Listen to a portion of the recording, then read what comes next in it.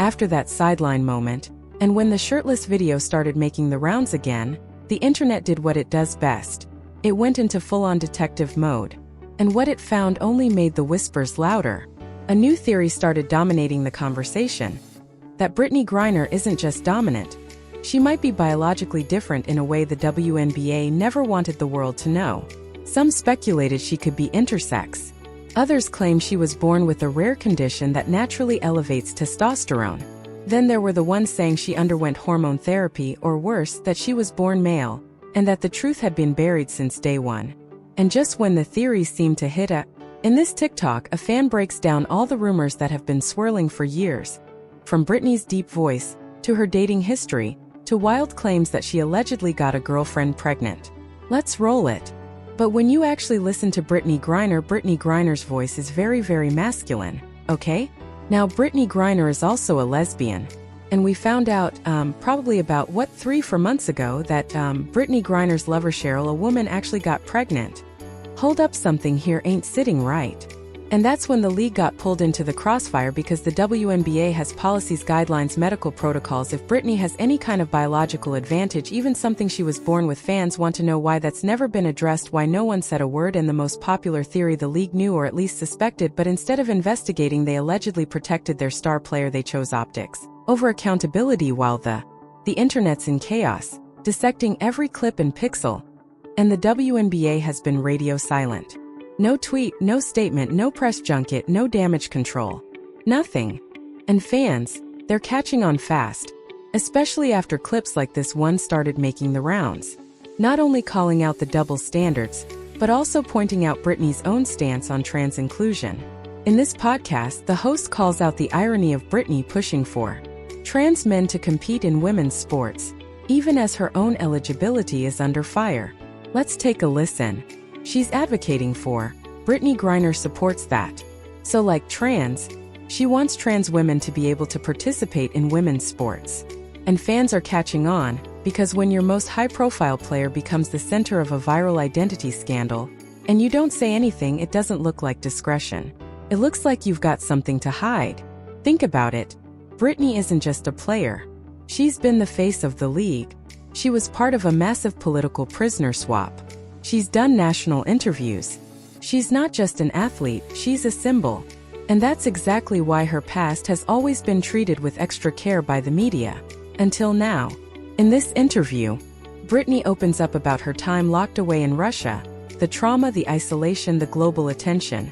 It's one of many moments that helped shape her public image as a survivor, not just a star.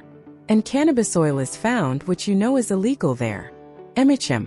What is racing through your mind during that time? Just everything that I'm not going to see. I'm thinking about my wife. I'm thinking about what my family's going to think.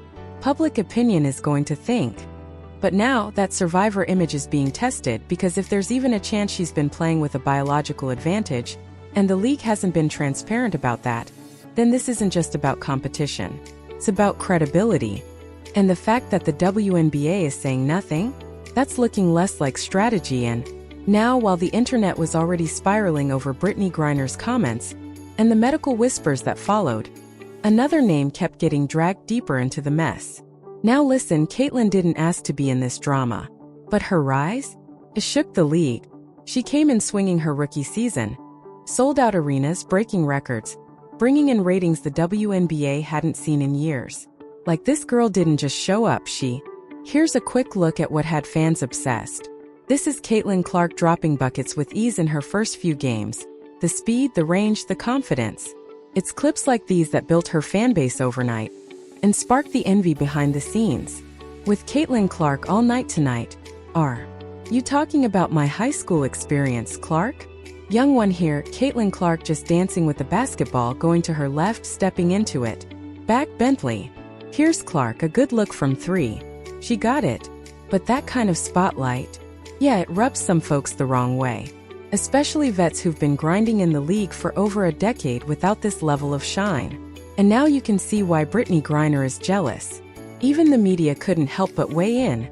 And nobody came harder than conservative podcaster Patrick Bet-David. He didn't hold back on his. He straight up mocked Britney's complaints about fans being too loud at Caitlin Clark's games, calling it out as ungrateful and out of touch. Here's the moment that blew up online.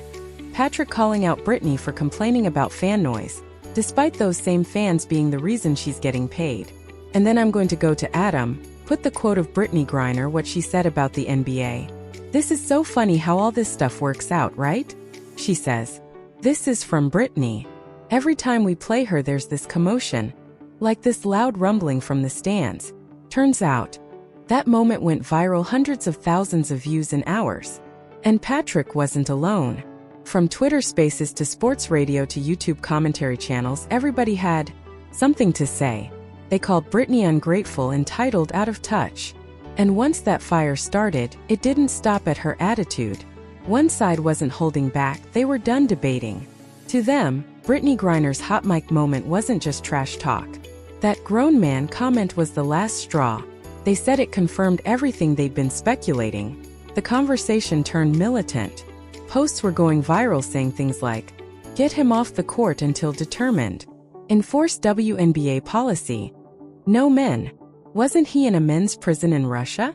If Britney Griner seriously injures a woman player, and if Britney is a man, can the WNBA be sued for big money? The league said nothing. Not one interview. Not a single social post. Not even a vague clarification. And that silence, it only added fuel to the fire. Now let's talk about what's been bubbling under the surface. The whispers from inside locker rooms and boardrooms that have been floating around for years are allegedly saying the same thing. People in the league knew they won't go on record, but behind the scenes the claims are eerily consistent. That Britney's paperwork was incomplete.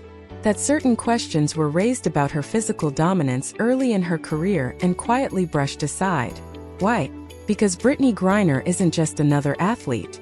She's a symbol, a global brand. So where exactly is Britney Griner in the middle of all this chaos?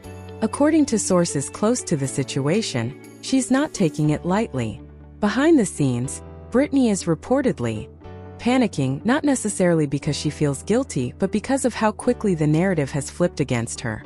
Insiders say she's been venting privately to teammates, calling the backlash not only cruel but deeply rooted in transphobia and racism. She believes people have always had a problem with how she moves through the world, her height, her build, her voice, her dominance on the court, and that this controversy is just the latest excuse to punish her for refusing to conform. Too strong, too masculine, too visible. In her eyes, this isn't about science.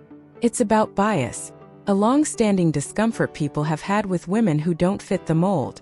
And she's done trying to squeeze herself into one. And honestly, she might have a point, because let's be real, a lot of the voices calling for blood tests and eligibility probes aren't coming from a place of pure concern for fairness. There are political motives, culture war agendas, and deep-seated fears driving much of the outrage. And this scandal just gave them the perfect headline to latch onto. And the scariest part? If just one more piece of evidence surfaces, one medical document, one teammate who finally speaks out, one whistleblower with the right receipts, this won't just be a messy controversy. It'll be a full-blown reckoning. Smash that like, hit subscribe, and I'll catch you on the next one.